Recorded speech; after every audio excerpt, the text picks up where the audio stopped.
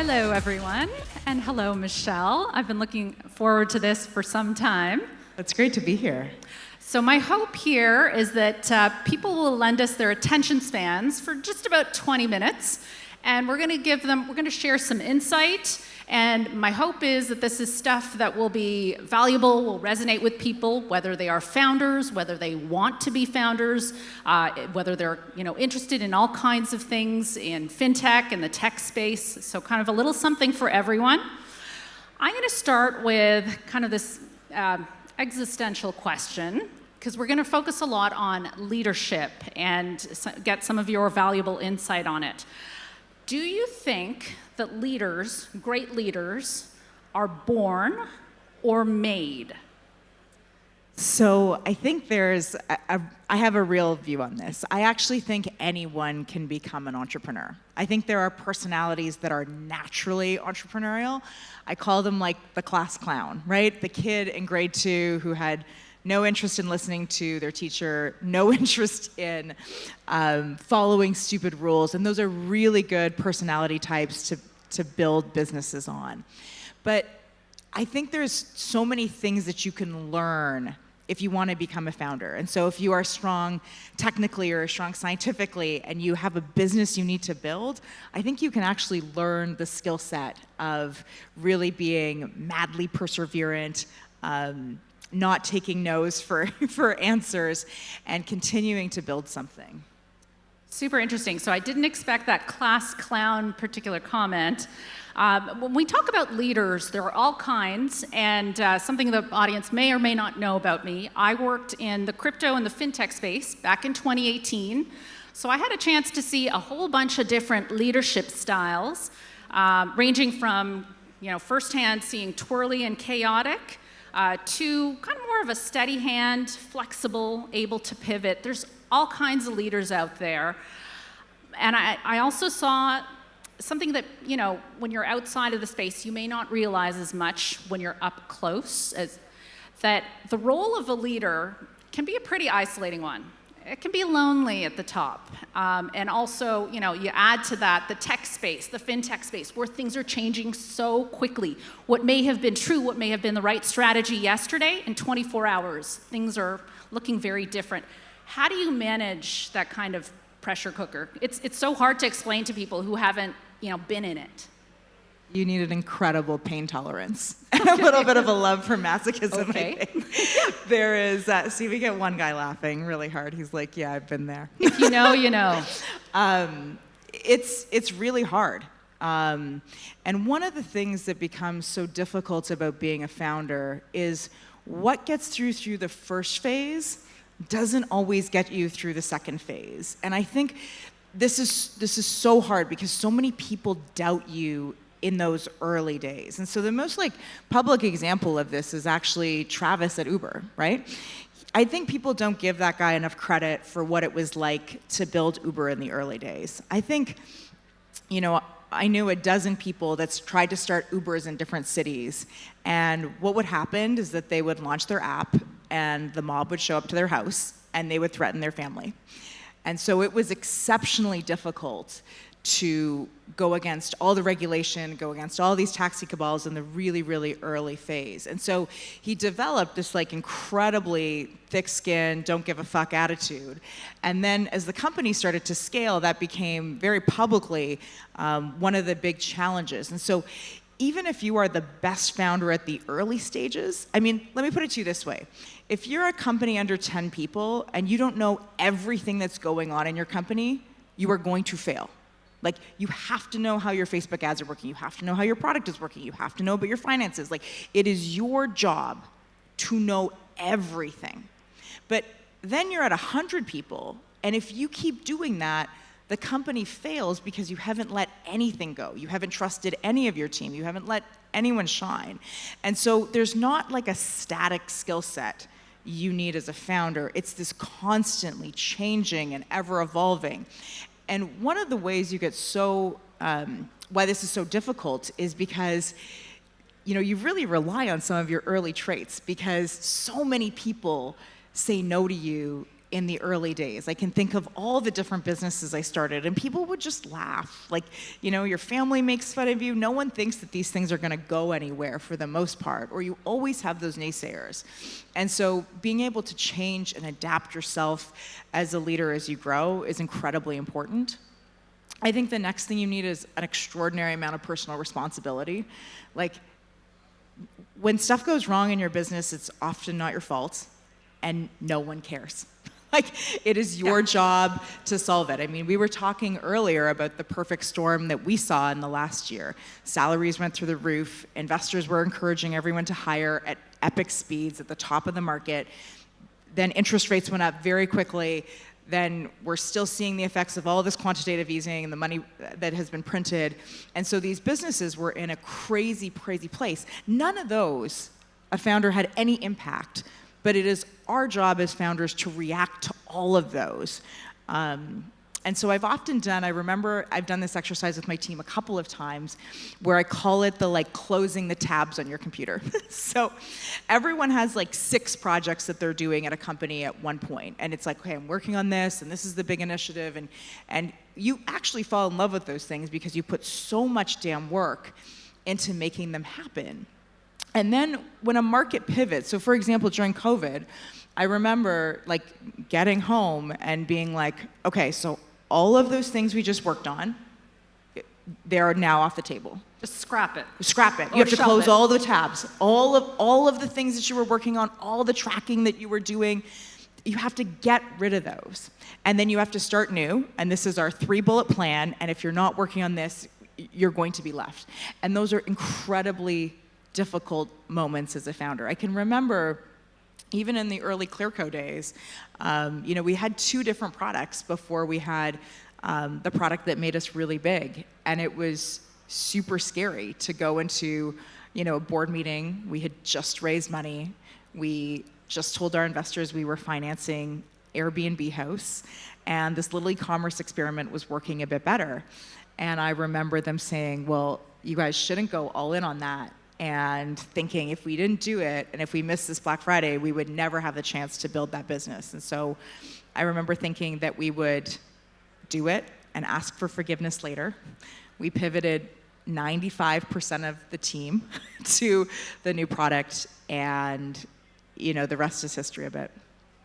Yeah, I think it is remarkable. I mean, we have to kind of stop sometimes and just remember what we collectively have been through over the last few years.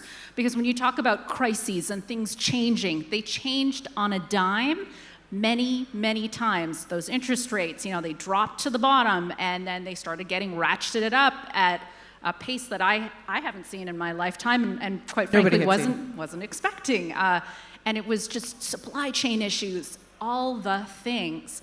So when we talk about leadership, nothing ever happens in a vacuum. So timing is so important. And I have a lot of really good friends who had great ideas, great products, great teams, but the timing was no bueno. And it's a tough pill to swallow. Right now, what we're going through, what we're seeing, certainly in the tech industry, is some pretty tumultuous times, if that's probably an understatement.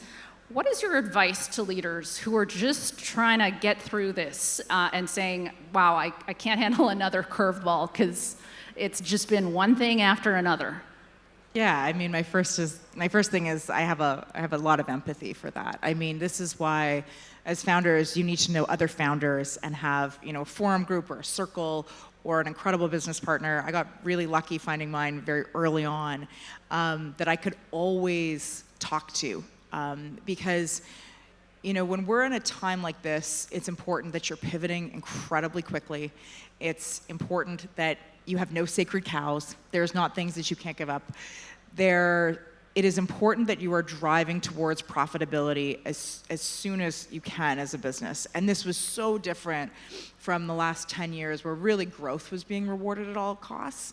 Today we're in an environment where it might take you 2 months to raise money, it might take you 18 months to raise money. And so being able to rely on your own business to do that and having that breathing room, you know, gets you in the place where you're not in a bad place. And I don't think we've seen anywhere close to the bottom of this yet. There is still probably a lot more to come. We're still figuring out to the nearest trillion how much money we've printed. That has not all come through the system yet, and there is probably likely a much larger recession coming. Okay, so on that good happy news. note, now I will say that one of the many, many things that surprised me that I reported on this year was the collapse of SVB. Not just the fact that it happened, but the speed at which it happened, the way it was being discussed online ahead of the fact. Now, you have a sort of super interesting, very unique vantage point on all of this. Clearco was SVB's biggest debtor. My question is kind of a two-parter. When did you find out the news, and how, I mean, what did you do? It obviously had a giant impact on tech, both in the US and Canada. It was a big deal. I mean, it was probably one of the scariest weekends in recent memory. I think part of it, we were hearing kind of from Twitter and early investors on the Thursday. By Friday, all of my information everyone else was getting their information in real time as this was happening. And, a couple things. I think it was awesome that the Fed stepped in, and the Fed stepped in really quickly. I think there could have been a lot of contagion from this incident. I think that, we had really supportive investors at Clearco that were very supportive in how to get through our transition with SVB. And I think that there's been a huge void left. I mean, there is a need for a Silicon Valley bank, and a bank really focused on just tech companies. And so, no one has quite done that and stepped up to the plate yet, and I think that will be a really important thing to have filled. It'll be interesting to see, because as you said, this is just, in some ways, the first chapter in this really long book. So I do want to talk about, challenges, and these are challenging times. There are two camps of people. So there are people who think that a leader kind of reveals their true colors when things are good, when you're riding that wave of success. I'm in the camp that thinks, a person's resilience is tested, and you get to kind of really see what they're made of when things are tough. And it has been, once in a lifetime tough recently. Let's acknowledge that. Did you learn anything about yourself during these difficult times? Oh, I'm sure. Tell me more. I mean, it's, I think, it is exhausting to build a business when times are good. You're, raising money, expanding to new countries. It's positive work, but it's fully exhausting work. You're still putting in 12-hour days all the time. And then when markets turn, it's not only that same workload, but then the negativity that comes with all of the incredibly hard but important decisions you have to make at that point. And so, that involves, laying off people, changing team sizes. Those are things that weigh on you extraordinarily as a leader. But so many people are relying on your company to survive. That is the number one thing that, you have to be thinking about at all times, right? So I think that there's probably a couple things that I learned about myself. I'm still a lot tougher than I even knew. I remember, when things get really tough, I'm like, hey, Michele, you're going to fight for one more day. You're going to do one more day. And you can buy yourself one more day for almost 6 months. And then I think the last thing is that your circle matters. It's really important to have other founders that you can bounce idea off and share misery with, because it's a very, very tough and extremely lonely journey to do alone. Yeah, the top 5 people that you hang out with rub off on you a heck of a lot. So choose your 5 people wisely. Yeah, you're the average of your 5 people, right? It's a great line, and it's very true. Circle. I'm mindful that you are a pioneer, and that's part of why I was so excited to come and chat with you. And I think sometimes people forget that when you are a trailblazer, when you are a disruptor, when you are the first person to achieve a certain level of success or do something and you don't fit the mold, you look different than some of the people who've been successful before you, it's a rougher ride. The microscope is on you. That is true in the tech space. It's true on Wall Street. It's true on Bay Street.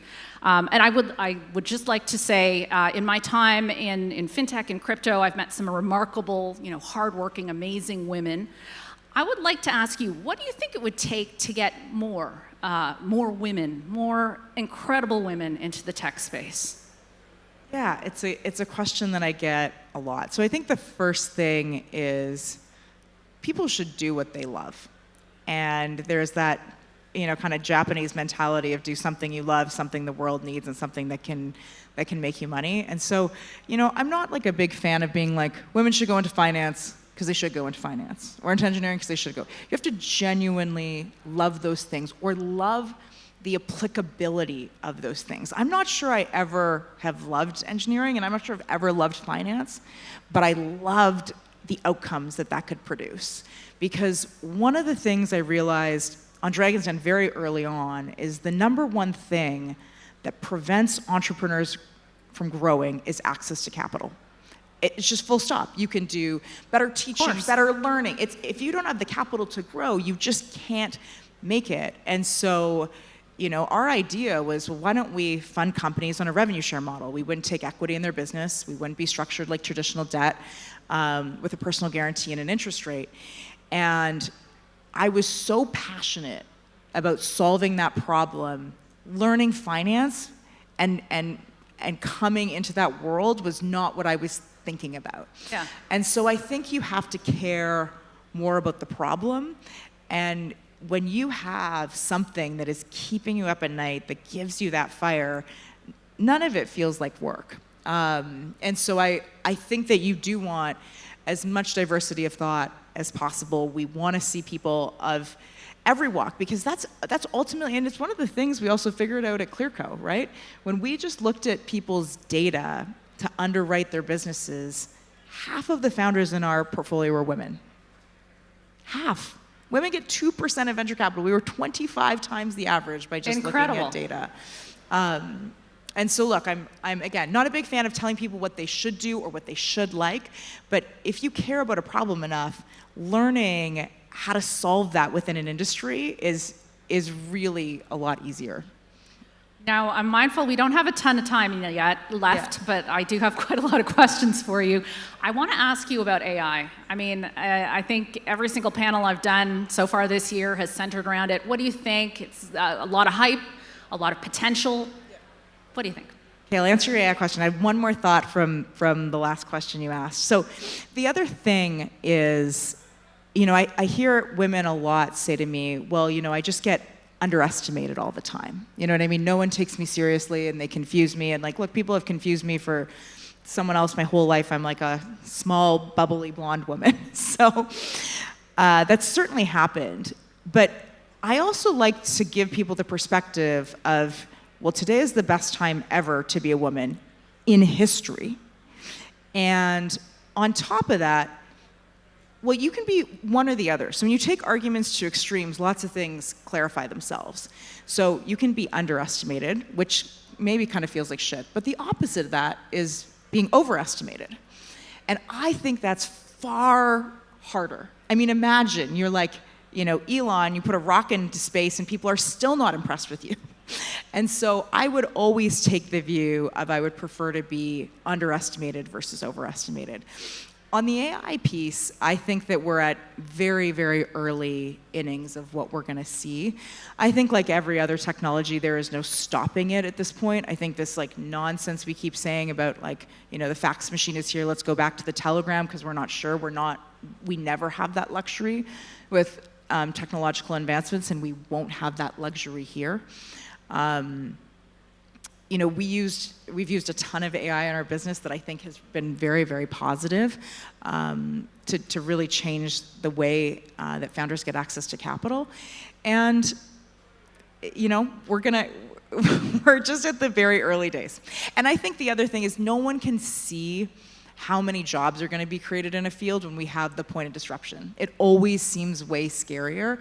And then the world always adapts, and we always figure out the next chapter, and that will probably happen here too.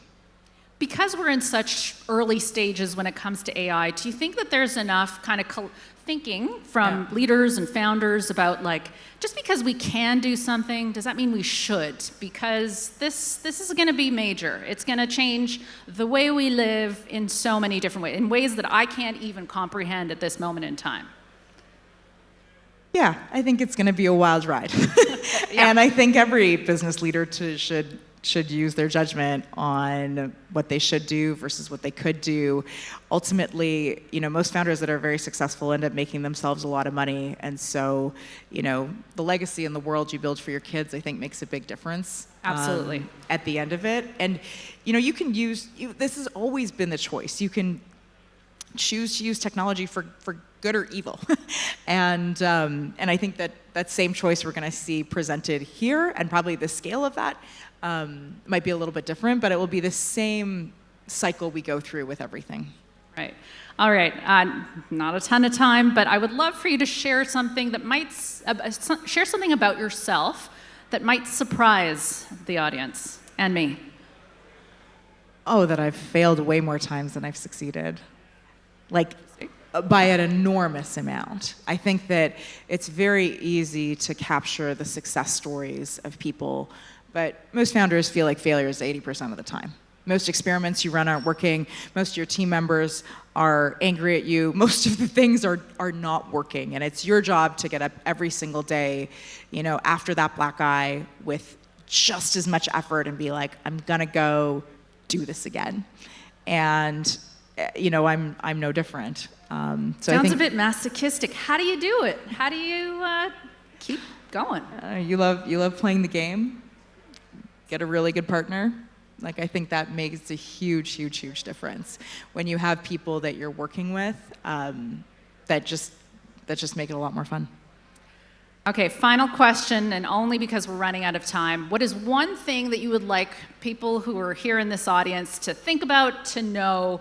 Because we're gonna end our discussion in a little bit. One thing that you'd like for them to remember from our time here. I think there's, it always feels like a scary time to start a business. There's always, I started in 2008 when we were going through a massive recession, and everyone's like, this is the worst time to start a business. And so you never feel like you're personally ready to take on that level of risk. The market never feels like you're ready, but it's one of those things where you have to jump in. You have to look at the swimming pool and you just have to jump in and be like, I'm gonna do this, and you end up figuring it out. And so I'm a big fan of just starting and getting going versus overthinking things. Terrific. Okay, we're gonna leave it here. Although, if you want to, you can come find us on social media, and we'll also be here at the conference. So feel free to come up and say hi. Very quickly, a shout out to Tracy and her entire team.